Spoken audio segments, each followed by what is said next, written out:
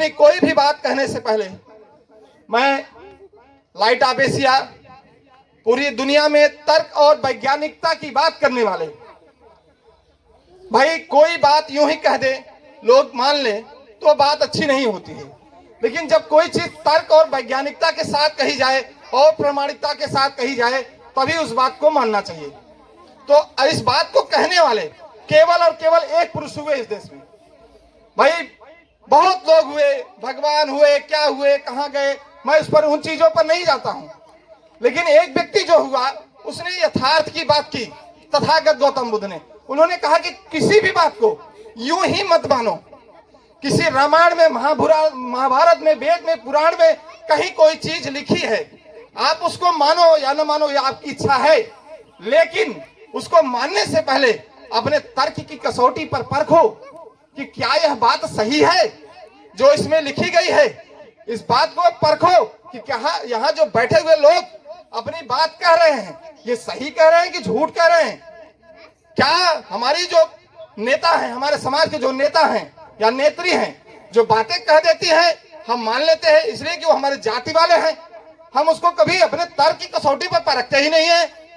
परखिए कि सही और गलत क्या है। तो और दूसरी चीज, किसी भी बात को मानने से पहले अपने वैज्ञानिक कसौटी पर परखिए कि क्या इस जो बात बताई जा रही है, आजकल तमाम साधु संत फैले हुए हैं पोंगापंथी, जो ये कहते हैं कि भाई यहाँ बैठे रहो, मैं मंत्र मार दूंगा तुम ठीक हो जाएगा, जाओगे। अभी जैसा कि यहाँ उन्होंने बताया मानी जी ने कि भाई ओझा और सोखा ठीक जो है मर्ज को ठीक करने का ठेका लेते हैं, लेकिन अभी हमारे महासचिव जी नहीं है तो नहीं तो वो एक कहानी बताते हैं कि किसी घर में जो है सुखाई चल रही थी, तो भाई उन्होंने कहा कि आकाश बाधा, पाताल बाधा, पता नहीं क्या क्या बाधा।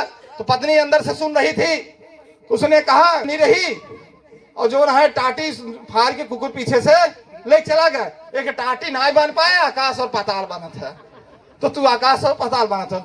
ऐसे लोग बहुत मिलेंगे समाज में। तो जो लोग हैं हमको आपको बरगलाने का काम कर रहे हैं, धर्म के नाम पर हमको आपको लड़ाने का काम कर रहे हैं। उन सब चीजों को मानने से पहले कोई यूं ही कह दे कि हिंदुओं एक हो जाओ, मुसलमान तुम्हारा दुश्मन है। कब से मुसलमान हमारा दुश्मन हो गया भाई? क्या मुसलमानों ने इस देश की आजादी के लिए, क्या मुसलमानों ने इस देश को चलाने के लिए सहयोग नहीं किया है? क्या उन्होंने अपना बलिदान नहीं दिया? क्या अब्दुल हमीद ने बलिदान नहीं दिया? क्या अशफाक उल्लाह ने बलिदान नहीं किया?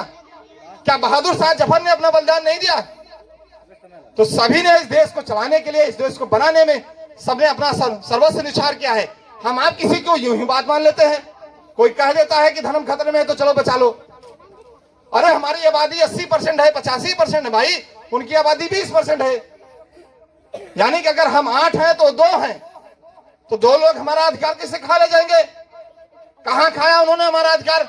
दिखाइए इतिहास में, हमको पूछता हूं मैं, बताइए। इस देश में अगर किसी ने अधिकार खाया है तो जो हमें अपना कहते हैं उसी ने हमारा अधिकार खाया है। जो कहते हैं कि मैं तुम्हारा भाई हूं, अगर इस देश में 100 नौकरियां आती हैं तो मैं चैलेंज के साथ कहता हूं आप उन 100 नौकरियों का विवरण निकालिए। उन 100 नौकरियों में हमारे लोगों का हिस्सा कितना आता है? इस देश में एक नारा चलता है कि जिसकी जितनी संख्या भारी उसकी उतनी हिस्सेदारी। अगर परिवार में 5 लोग हैं और परिवार में 10 रोटी बनी है तो सबका नियम यही है कि 2-2 रोटी सबको मिलनी चाहिए। सही है या गलत? सही है ना? अगर मुखिया कहे कि नहीं 4 हमको चाहिए, 6 बच गई, तुम लोग बांट लो, तो मुखिया का पेट तो भर जाएगा, लेकिन परिवार के लोग क्या करेंगे? आधा पेट खाना खाएंगे। अच्छा, और मुखिया जो है दूसरी मानसिकता का होगा, 8 रोटी खा लिया, 8 रोटी तो खा लिया लेकिन 2 ही रोटी छोड़ा परिवार के लिए, तो वह मुखिया क्या अच्छा हो सकता है? क्या वह मुखिया अच्छा माना जाएगा? वह गलत होगा ना। तो इस देश में अगर कुछ भी है उस पर जिसकी जितनी संख्या है उसकी उतनी हिस्सेदारी होनी चाहिए। अगर इस गांव में 10 बीघे जमीनें हैं और 8 आबादी हमारी है तो 8 बीघे हमारी जो है जमीनें होनी चाहिए। जिसकी जितनी संख्या भारी और उसकी उतनी हिस्सेदारी। अगर 100 नौकरी निकलती है तो उसमें जातीय हिसाब से जिसकी जितनी संख्या है उसकी उतने हिसाब से ये मिलनी चाहिए। ये एक निजपूर्ण न्यायपूर्ण तरीका है।